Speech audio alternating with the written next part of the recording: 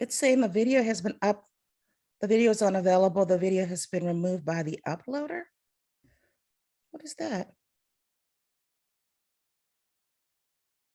You have to go to your actual YouTube page to get the link. I don't know what's happening. Wait a minute.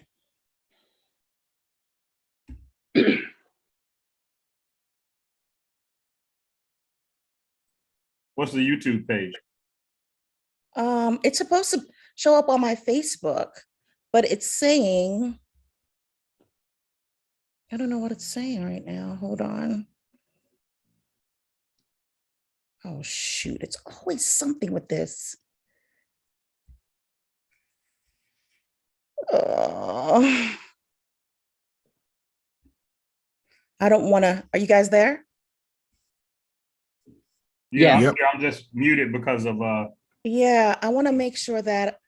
It says this meeting is being live streamed. Oh, it does? Mhm. Oh, well, gosh. it does, but it's only your audio. Okay, hold on. Maybe because, do you think? Because I'm getting there's actually text on the screen. There's just no video on the screen. Tobias, it's doing that thing again where I can't find you guys. So the text of what we're saying is what's on the video that's on your page. Tobias, I'm the worst with this. Oh, God help me. There we are. Okay.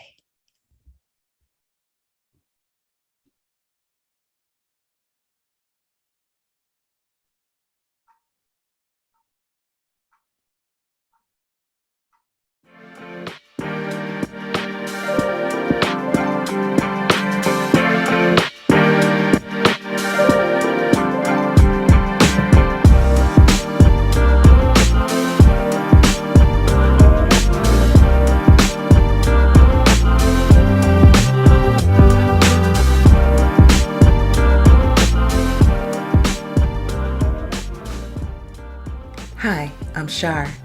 I am a loving, passionate, and creative human being, indigenous to the exotic island of Jamaica, West Indies. My name, Charmaine, was handpicked by the divine, for I am the quintessence of its core meaning, singer, song, delight. The ultimate purpose of my platform is to transform lives by empowering people to embrace the greatness within and impact the world for the better. Henry Kemp Smith grew up in a city that has seemingly produced more successful low-end groove makers per capita than any city in the world.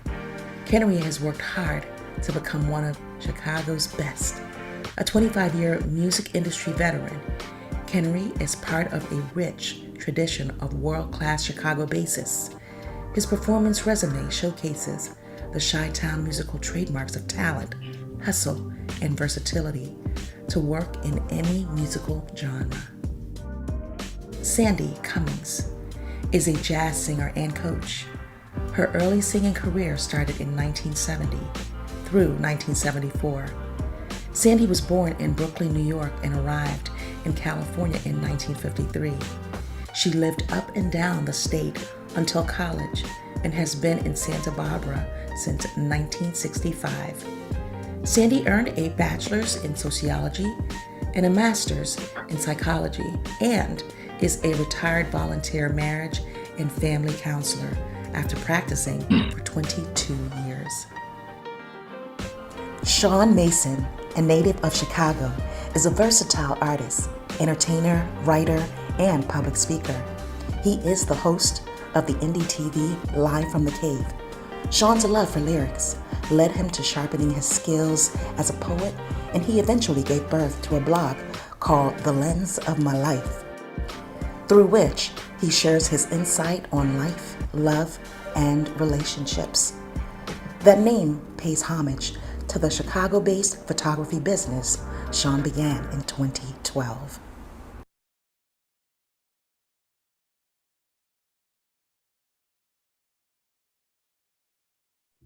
Charisse Red, raised in the near west suburbs of Chicago. Charisse graduated from Proviso West High School and earned a Bachelor's of Arts degree in marketing at Columbia College. Charisse birthed her persona, Chicago Red, created from the first three letters of her name, her pronoun, and the town she loves. From this persona, Charisse wants to provide commentary on a variety of topics, such as dating over 50, where does the 50 plus crowd hang out, and elder parent care, among other things, from the perspective of a woman. She enjoys quiet time at home alone. She says, if you can't enjoy being alone with yourself, who can?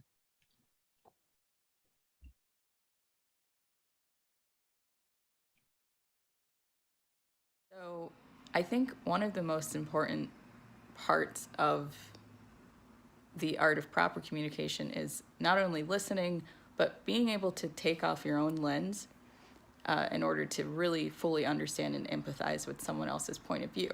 Because you know that statement, point of view, literally means that other people are seeing the same situation from a different place.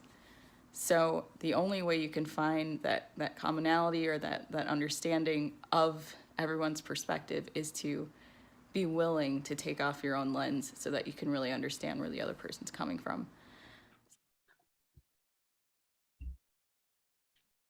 All right, everyone. Welcome, everybody. Hey. Hey. Hey, there's beautiful faces. So good to have you all here.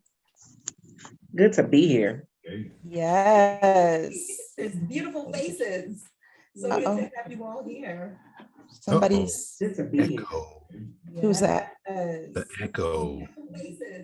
Somebody's volume. Somebody just needs to turn their phone down. Somebody's, Echo.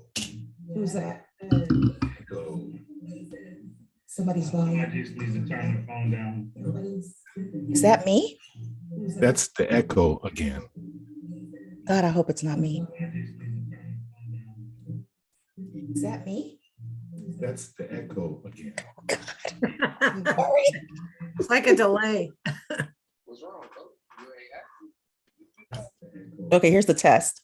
It's like a delay. Tobias, what do you think that is? Somebody has the live stream link open in their tab. Tobias, what do you think that is? Somebody has the live stream link open in their tab. I'll mute myself to see if it's me. Let me see if it's me. Okay, it's not me. So Charisse, it may be you. Can you hear me? I'm not muted. Can you hear me? Everybody else sounds good. No echo. I can Sandra, hear did you. you nod when I said, can you hear me? Was that for me? Yes, I can hear you. I'm sorry. Okay. Well, you're the only one that acknowledged me. So I was like, I think she heard me. Yeah, I did. Yeah.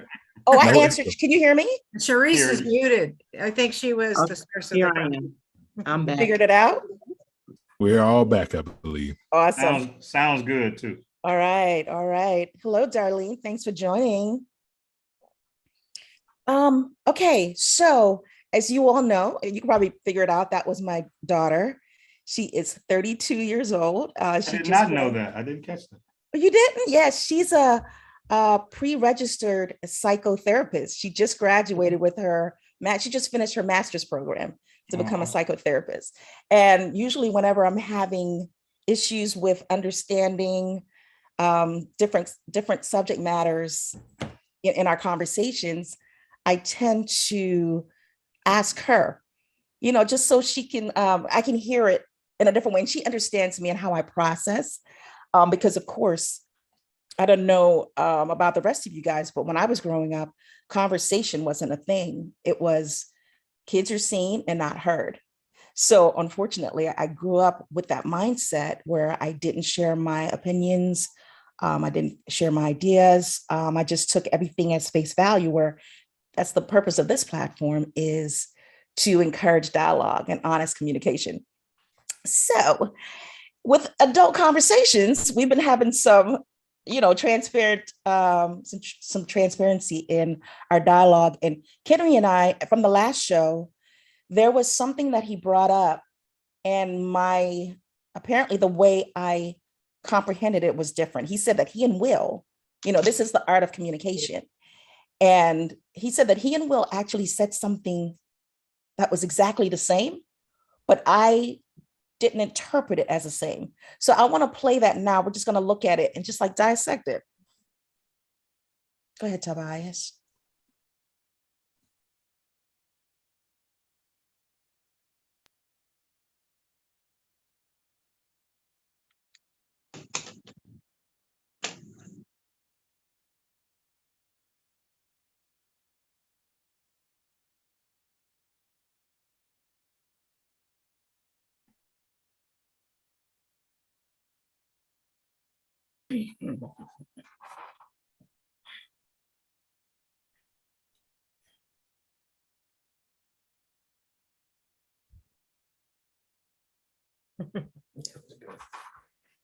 Sandra's laugh.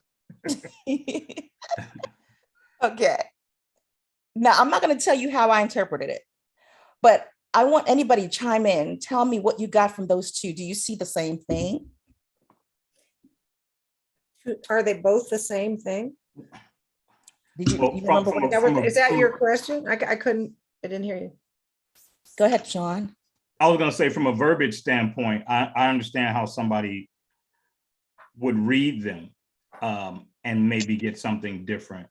Knowing those two gentlemen and anticipating what Will was saying and what Kennery was saying, they were saying the same thing, the exact same thing. Okay. Different, it's just a different way of framing it. Kennery is saying, I'm here now. You don't know where I'm going to be 10 minutes from an hour, or a week. Deal with the person that's here, not the one you think I'm going to be or you want me to be. Is that correct, Kennery? Did I get that right? Absolutely. Okay. Will's was a little bit more convoluted because there was a tense thing going on. I got lost in the language a little bit, but I kind of got that they both meant the same thing. Okay.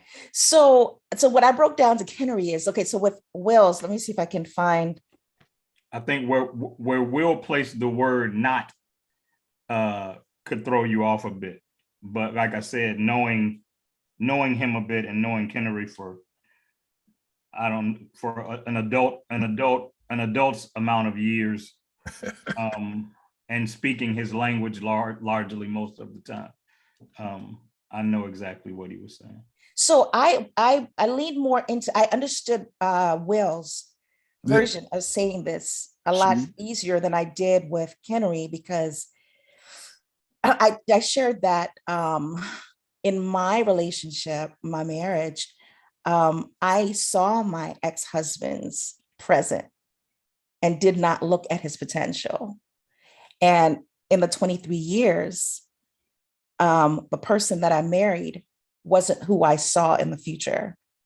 He became somebody totally different, which is why that threw me off. So when I read Will, to me, he was acknowledging both the present and the potential, which I think when we're entering relationships, we should look at both, right? But see, here's the thing. I never said don't look at the potential. I just said I'm very plain in that statement, and to the point. It's just don't. Basically, let's pay attention to right now. You can look at all the potential in the world, but if you miss the cues and the red flags or green flags or whatever they might happen to be in the present, hoping that in the future they become somebody else, or they're going to grow, or you're going to groom them, or whatever it might happen to be, then you're going to be so busy trying to see a potential that you're going to miss loving that person right now in the present. And that's mainly what I'm saying. I'm not negating looking at anything else. It's just a simple, let's live right now, because that's what we have. If I could jump in real quick, because I've lived this actual thing. What Kennery could also be saying, I'm not saying he is, I'm saying this is what I got from the statement. Oftentimes we look at somebody and we look at what they're doing. Say, for example, CHAR, somebody comes into your life right at the time that your show is peaking, and he's looking at you, and in his mind, you're on your way to being the next Oprah. And that makes you that much more appealing to him. But God writes a different plan. And that's not who you ultimately become. And that's not where you ultimately land. If the meat of his attraction to you is based on what he sees your life being in the next 5, 10, 15 years, he could ultimately feel cheated because he didn't get the version of you that he thought he was signing up for, which is, to me, and I've had, because I'm a person that's always been in the arts and, been labeled talented, gifted, this or that, I've had people notice me for what they thought I was going to end up doing and being. And then if that didn't happen, they felt like, wow, I really thought this was going to be a much more fun ride. Where are the celebrities? There's no celebrities on this ride. So I think that's part of the mindset, particularly. You've got mail. Goodbye. Particularly with Might want to mute. what I think is what Will and Kennery are saying. And then to Kennery's point, if you do that, there could be this wonderful energy right in front of you that you could learn to appreciate and would want for the rest of your life, but you miss it because you're looking down the road at, what you want them to become. And to that point, just real quick, I mean, I always use my marriage as an example for good and ill, but like I got married in 2006. Pretty much the week after I got married, I had to tour in Europe. I went, so I was like big baller, oh, I'm going to Europe, baby. We'll have our honeymoon when I come back. I went on tour to Europe a week after I got married. And then I, took her to various shows. She met Nancy Wilson. She, all the celebrity stuff, all the good fun stuff was happening. We were going places, VIP and all that stuff. So I don't know what she thought that was going to lead to, but financial crisis and a million other things changed a lot of that. So, those are things that were out of my control. Yet if her mindset was more set on who she thought I was going to be down the road, then instead of my core being who I was right now, who I have been to her every day, then I think we might have had a different outcome. But I don't know. Yeah, And I really don't know. Go ahead. The problem that I see with potential at my age now is that potential may not ever manifest.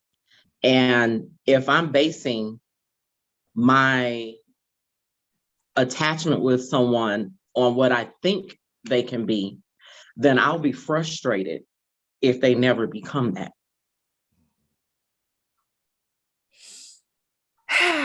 And that applies at all ages. Yeah, that's why it's flawed, because we can't write the divine story for someone. We only know what it looks like, and we only know what it looks like in that moment.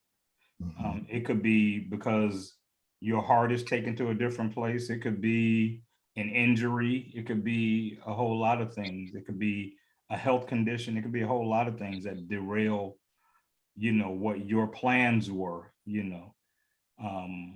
and so you kind of always say, I don't want to date anybody who wouldn't be content with me exactly the way my life is right now, within reason. I mean, if I'm, life is about ebbs and flows, peaks and valleys. So, you catch me in a valley, I'm not saying you should love me in this valley forever, if it's not just a typical peak and valley that you see in the natural course of life. But, if I'm trying to be the next Oprah, but I'm not there yet, I want you to be okay with where I am right now, and if you can't be okay with where I am right now for the duration, then I'm probably not your guy, because I don't know what's in the future.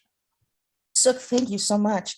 So, okay, I know you can't really base intimate relationship on a relationship, like I think about a job interview when people are, there's the employer and the employee. And, people have talked about the imaginary, I think what Kennery talked about the imaginary table. When people say, what are you bringing to the table? Like at what point in communication to get to know each other? Because like I said, in my marriage, it was total opposite. I never even like looked, I didn't judge him by the potential. I knew just the way he carried himself, that we were going to do some big things together. And I based the relationship moving forward with him just based on that alone. But it didn't turn out that way. So at what point do you think in the relationship before you go to take that next step that should you talk about what you're going to bring to the table? Well, to be fair for you, CHAR, you were young, and you have to understand that there are predators, there are wolves in sheep clothing out there, and oftentimes there are people who are presenting their representatives, and in order to get what they want.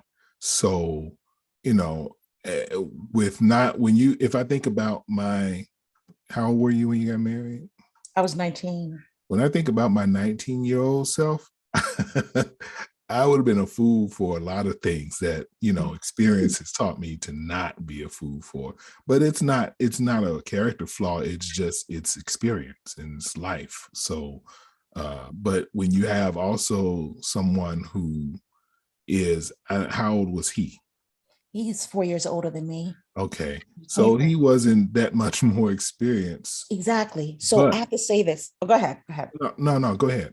No, because in his defense, like, I don't think, because let me tell you, like, I'm a planner, I'm an organizer, big dreamer, all that. And he matched all that, like he could account for every penny that he spent before we got married.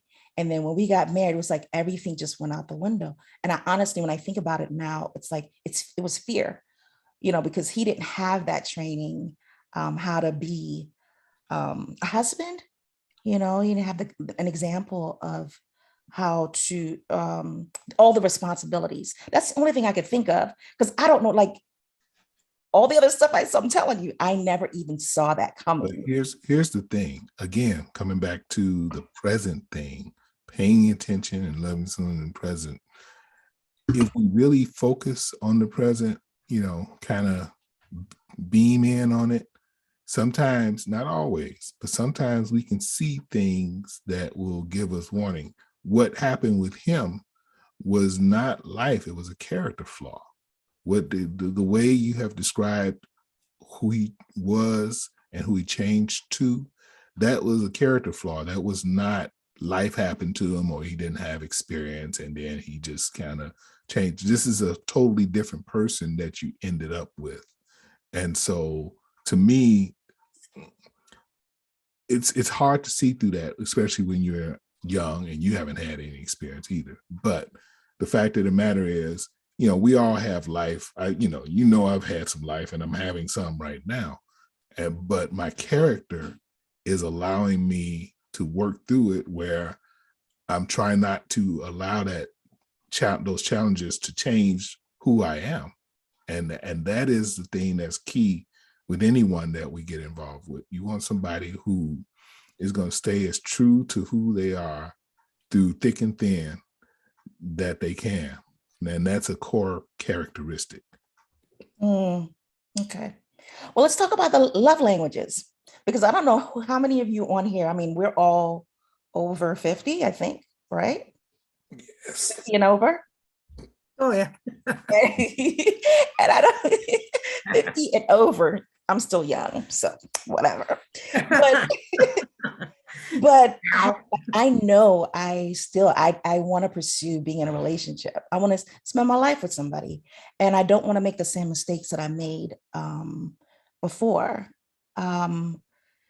So the love languages, learning to communicate. How many of you are familiar with the love languages? I am. I forget exactly what they are, but Sean? Okay, I'm going to read them. So, oh God, I need my glasses. Here we go. Love language. I'm young. The 5 love languages: words of affirmation, verbal and written compliments, unexpected praise and recognition. Number 2, acts of service, doing things for other people that brings them joy. Number 3, physical touch. Love is felt through non-sexual touch, hugging, and general physical presence. And quality time. Number 4, giving your attention to another person, active listening, and making time for loved ones. And number 5, receiving gifts, which includes enjoying surprise gifts and tangible symbols of thoughtfulness and effort. So I don't know why it sounds so simple, but why is it so difficult for us to communicate these things to a potential spouse, a partner? What do you all think? Because I want to be able to find someone that I can communicate in a healthy way. Everybody's map is different. Oh, go ahead. I don't think it's hard for most people to communicate what they want. I think what's hard is for someone to interpret what that means to you, because I can love you the best way I know how, but that may not be what you need as my lover. So I need my lover to tell me what it is that they desire, what it is that they want, what's important to them. And it has to compute in my mind that this is what they want, this is how they want it, and how does that work for me? How do I do that without it being fake or phony? I need it to be genuine. Yeah. So I think that's where some people, where the communication breaks. I can say what I want, but can you give it to me the way I'm telling you I want it? Okay, thank you. Sandra? We come into adulthood in a rather haphazard way. We have to come through adolescence, and that's enough to kill most of our spirits. Trying to be acceptable and accepted by others, trying to be a part of something bigger than ourselves, separating from family. There's a whole bunch of stuff going on. And we also have what I call a map that we have from our own homes that we come into. Oh, this is the way it was in my house, so therefore that's what my house is supposed to look like going forward, even though it wasn't satisfactory. Right. And so everybody's map is different. And if your maps don't overlap, you're going to have a heck of a time getting to the common ground that you both share. And I think Charisse was kind of hitting it on, it's like, I may say, gee, I really like that you're paying attention to me. Well, that's a broad term. What does paying attention to me mean? Right. For one person, it's bring me presents, bring me this, take me to dinner, do that. For another person, it's just write me a poem. Or just hold my hand and look in my eyes for 10 minutes. Yes. And it's starting with that. But besides just seeing someone in the future, you have to also stop seeing someone as their past. So if mistakes have been made in the past, you got to be able to move on from, well, this is what you've always done. You're never going to be different. But that sort of negative language you'll start entering into. It's hard to get down to the core and jump in, anybody right here if you agree or disagree. No, we're listening to the expert. You're preaching a whole sermon. Saying What? right? Quiet. Yeah, I'm like, okay, you keep dropping that science. No, yes. Good stuff. Dropping the science, is that what you're calling? Well, I treated couples. It was my favorite population to work with, because it's hard enough to be in the room with one other person and have communication work without too many hitches. When you have a third person in the room, everybody's perspective is different, literally, physically. Because if I'm looking at 2 other people, they're looking back and one of them is seeing me, the other one is seeing me, but then I'm not seeing me.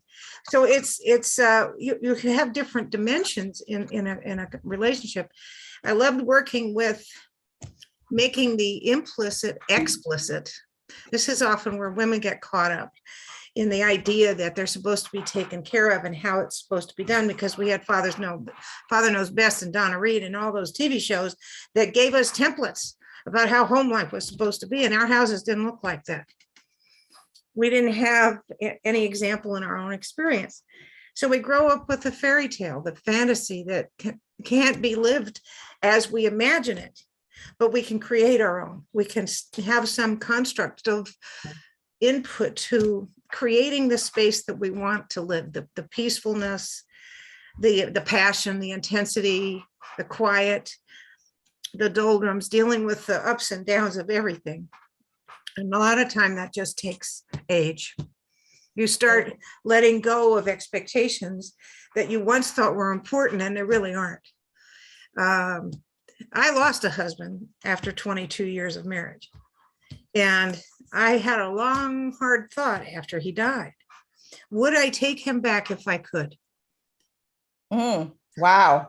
And I'm almost afraid to hear this answer, no, Sandy. actually, what I came up with is a great deal of sadness, because our disconnectedness, while I thought had to do with him, really had to do with me not creating a space safe enough for him to open up, to reveal himself better.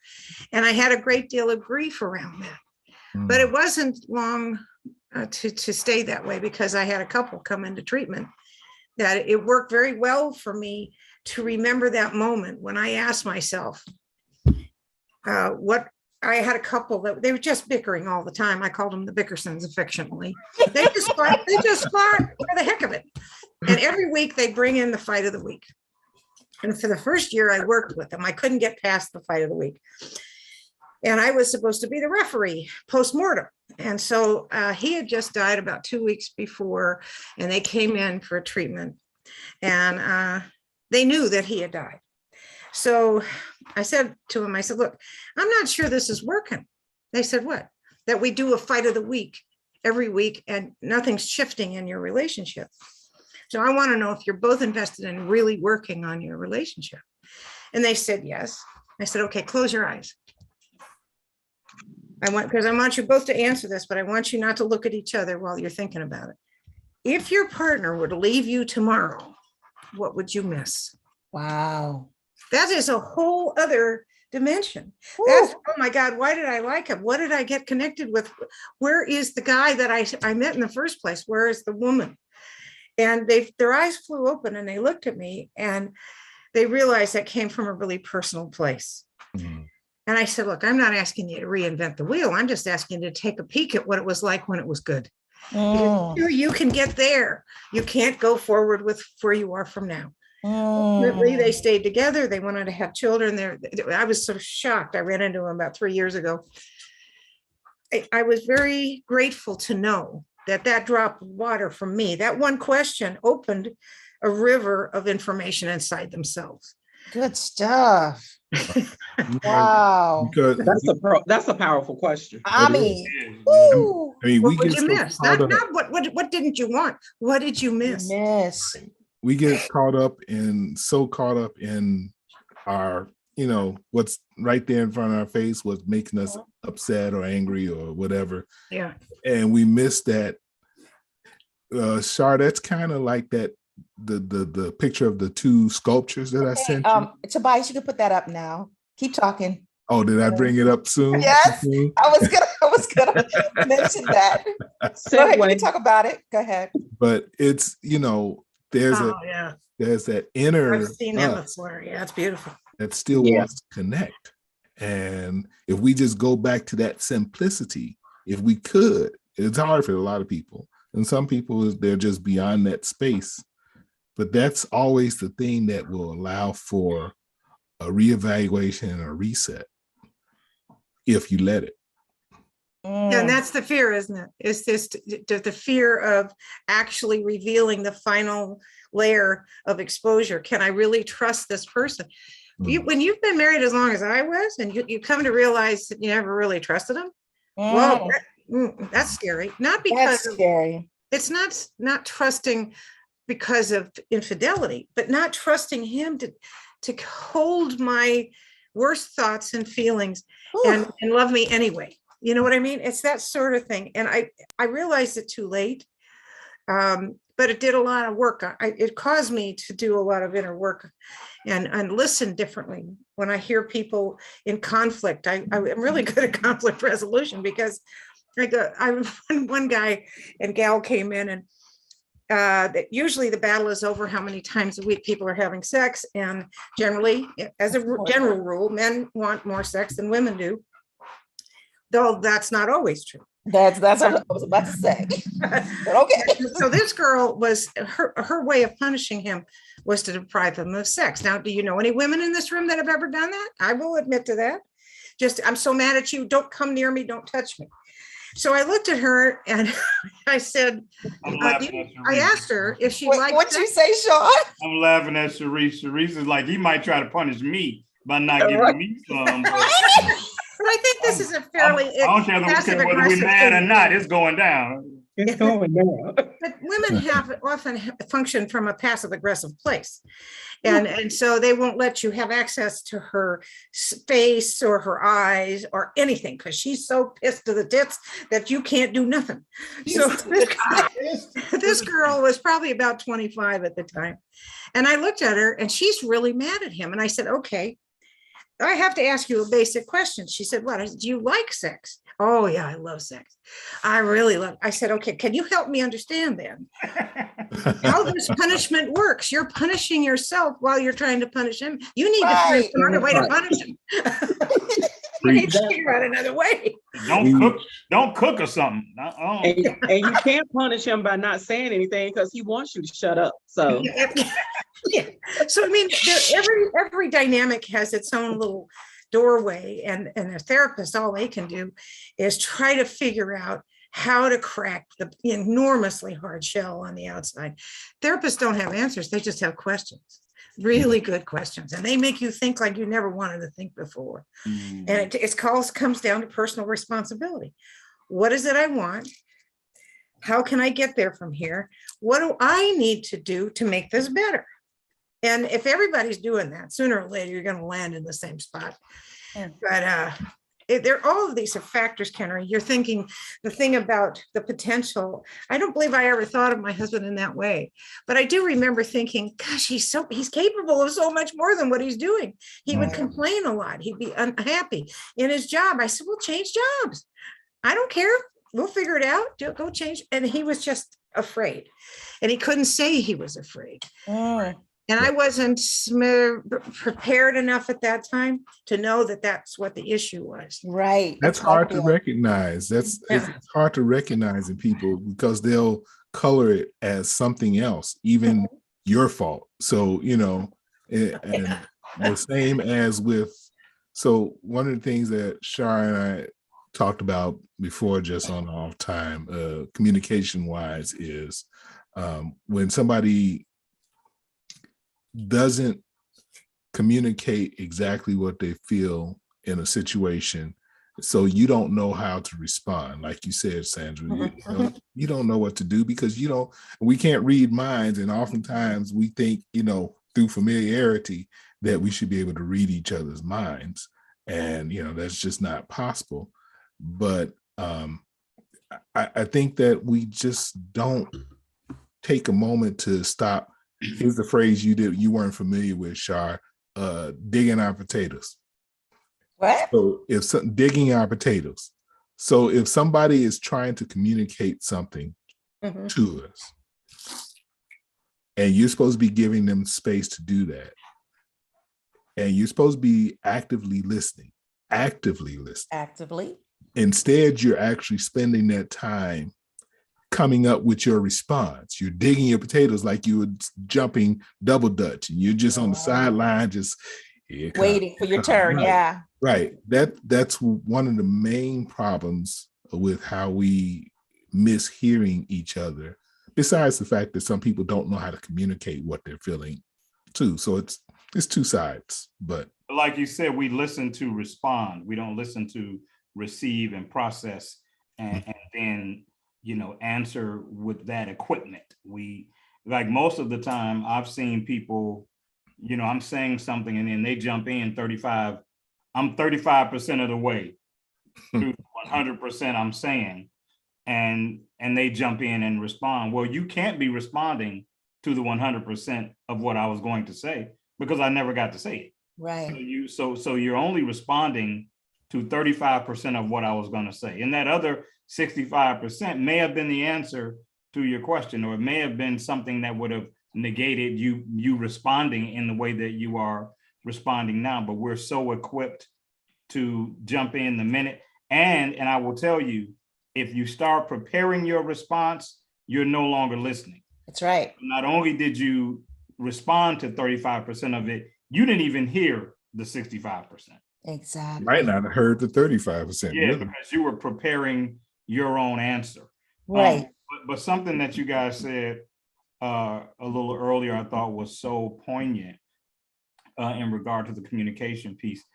It's so vital because a lot of people, I know a lot of people, probably men a lot, are like me. The lady that I've been dating for the last couple of months, she admits that she's not this great communicator, right? And so I'm a communicator until I feel like it's no longer being valued. Yes. As long as I feel like it's being valued, I'm typically an all-in communicator. And we had a conversation today, just today, that revealed to me something that changed a perspective that I had for the last 2 months. But because it was something that she had not explained to me, I was left to define it myself. Because especially as a man, I'm not going to keep circling back. I'm gonna ask you about this. I'm gonna try to get my answer. And if I can't get my answer or the answer to my satisfaction, then I'm going to look at the lay of the land and I'm going to come up with what I think the answer must be, because I can't get the answer from you. You're not giving me the solid answer. And so in a conversation today, my lady friend shared something with me. And I remember thinking, had I known this, I would have had a lot more peace over the last 2 months. Yeah. Over the last 2 months, I've had to process your behaviors myself. And I had to say, okay, well, this looks like this, so this must mean that. And this looks like this, and it must mean that. And the reason that that's so important is because the thing that she told me is something I would have never considered in a million years. And that's why just looking at the lay of the land is never enough. Yeah. You have to tell somebody what you're thinking. You have to tell them what's on your mind.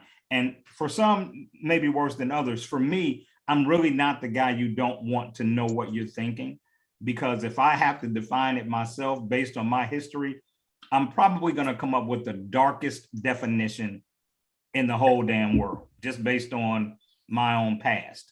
You know what I'm saying? So it's almost like it can't be as bad as I'm gonna make it. So you would be wise to give me the darkest truth you got, because I'm telling you, mine is worse. So you know what I'm saying? That's why it's vital. I mean, communication is really, really vital. It really is. But I mean, I think that was a moment where you gave her that opportunity to know it's okay to express, because maybe from her past, she didn't know how to honestly express. Well, I was glad that I didn't. I was glad that I held on to the hope that I could be incorrect. Yes. I knew that I was having to define it for myself. Yeah. I'm not one of the Avengers. I knew that it could very well be wrong, but I needed to define it so that I could move forward. If I didn't define it, then I would have been stagnant, wrestling with what it is. Michael Burnham on Star Trek, paraphrasing it, says something to the effect of, there is no answer for the uncertainty of life. And so for me, when I don't have an answer, it drives me crazy. Now, the answer can be the darkest of the dark or the brightest of the bright, but as long as I know what the answer is, I can navigate it. Right. I don't know if the answer is dark or bright or where it is on that scale, then I will lose my mind trying to figure it out until I decide, okay, this is what it is, right or wrong. And guess what? This is who you get from here on, because I've defined it that way. I'm not going to make an announcement.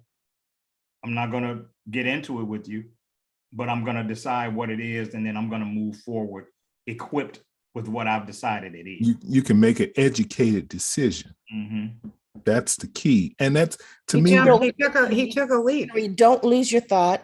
Sharice had her hand up, and I don't want her to. So just remember that, okay? Don't forget what you were going to say. No? No, I had it up because I was trying to get back in. Oh, got it. Okay, okay.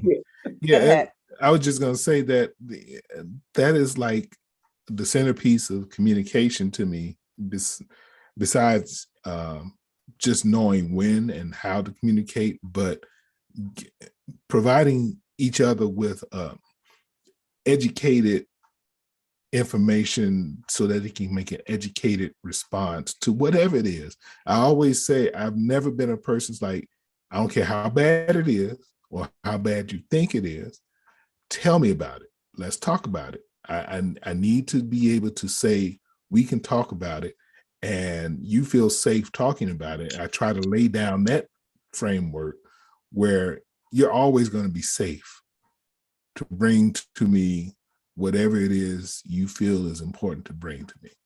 But you got to earn that safety. You've got to earn that trust, that belief. You know, it's like in music. Well, We're musicians. There's 2 musicians in the room, right? I am too.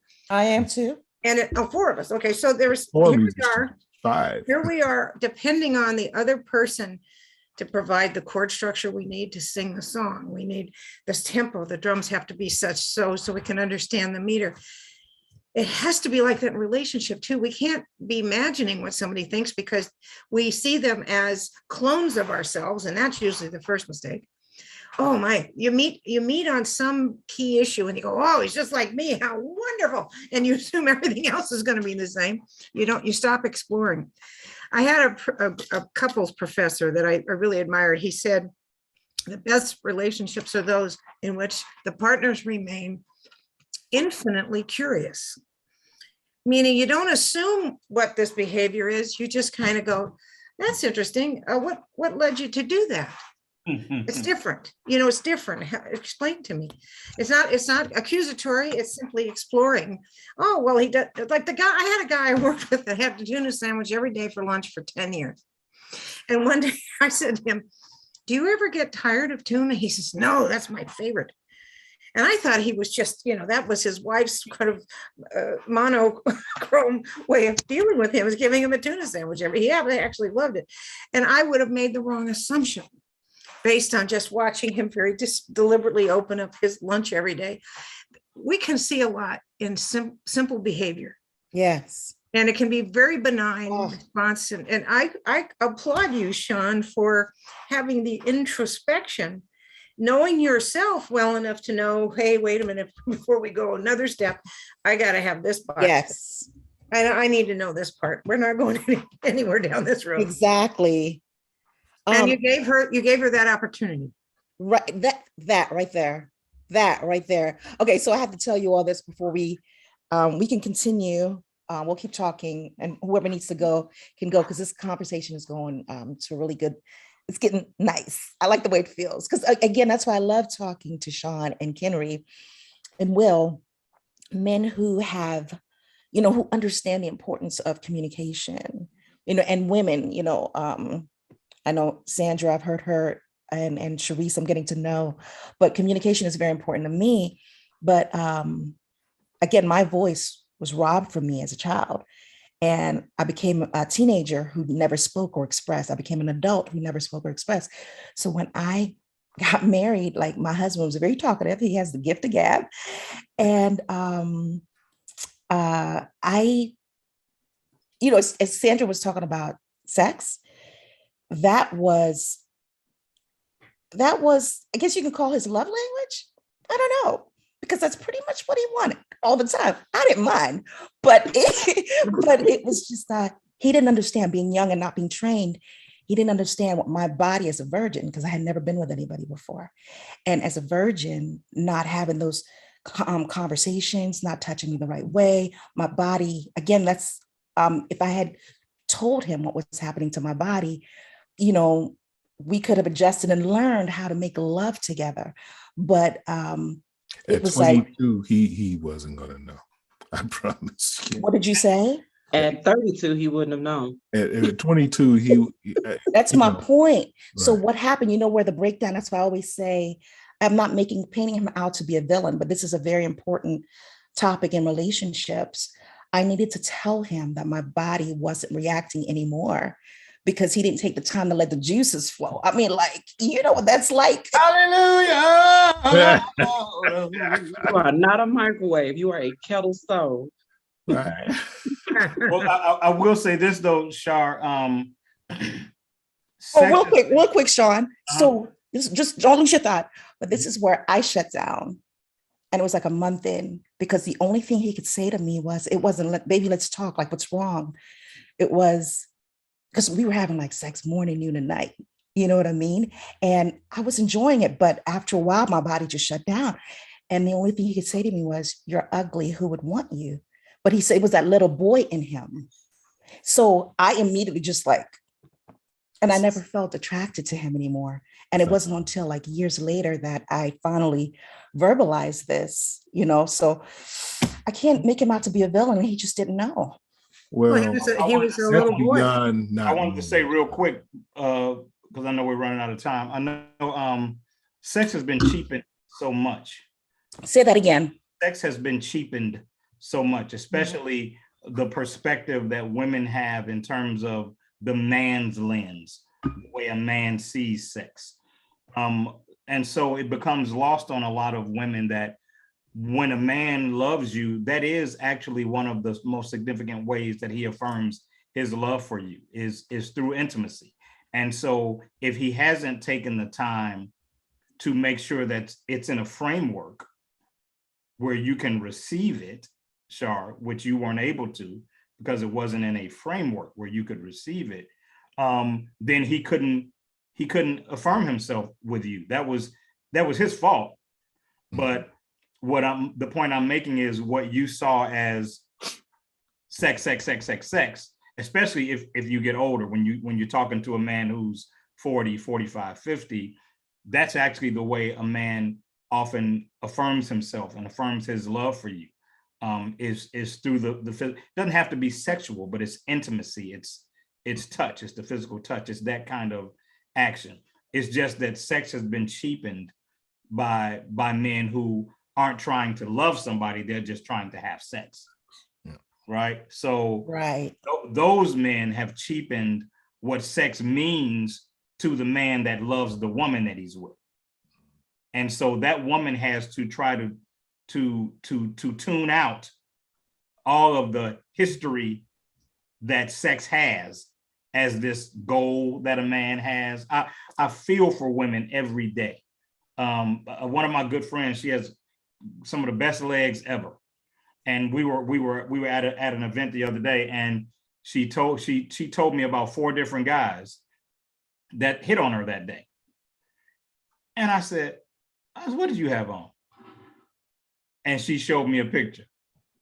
And I said, I was brokenhearted because even I couldn't legitimately vouch for those guys because I saw the frailty of man seeing those legs and going, oh, I want to get to know her. Not knowing anything about her, not knowing how great a person she is, not knowing all the stuff she has to offer. They saw that outfit and was like, well, I want to get to know her. When I posted, that must be our time. Don't lose your Is that the Oscar music?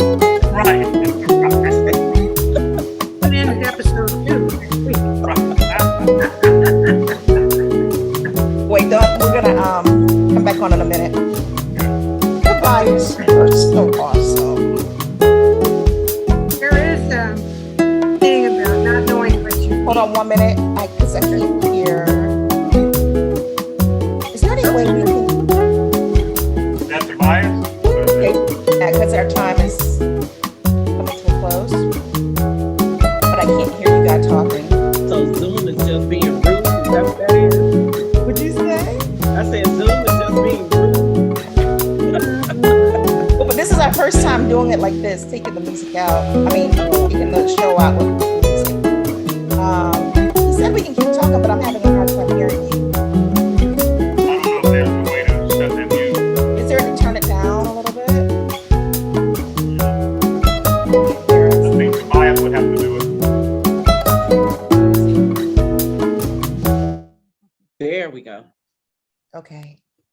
I All was All gonna right, say, thanks, when Tobias. Yeah, he was, Sean, you were in the middle of something, weren't you? yeah, Yes. I was saying that as a photographer, oftentimes I post pictures of boudoir shoots I've done and this and that.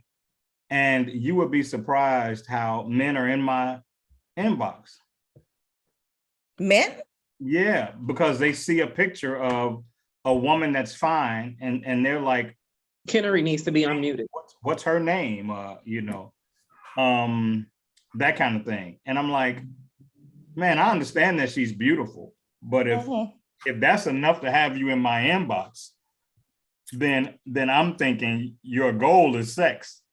You know what I'm saying? Like, you saw somebody that you would want to sleep with and you in my inbox, and I'm not getting ready to transfer you to nobody I know so you can try to conquer what you thought you saw, you know? So No, it's so hard because, okay, I gotta figure out how to say this because I'm not trying to paint my ex out to be a villain, but no. So the religious upbringing that we grew up in, we knew we weren't ready for marriage. And because you were 23 and 19, I knew you weren't ready for marriage. right. But he thought that was the best way to be able to have sex Right. and not feel guilty. So that's what it says. Yeah, because It says to the end before in so order not for wait, your let me flesh to finish, burn. Darlene. 1 minute, let me finish. So Oh, go ahead. yeah. So he so it was like it's better to marry than burn. That's the scriptures. And but not really taking into consideration everything else, all the responsibilities that come with being married.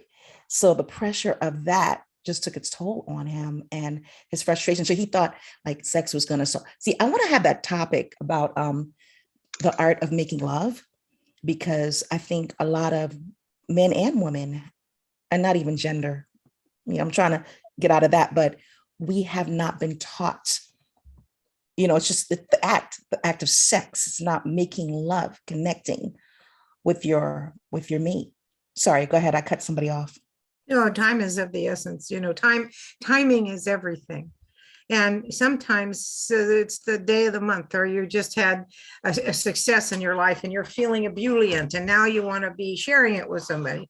But the other partners had a shit day and they're not on the same page with you. So then you work together to create a space for both of you to take off the rest of the clothing, to take off the rest of whatever barriers are in the way, and then just discover each other every single time.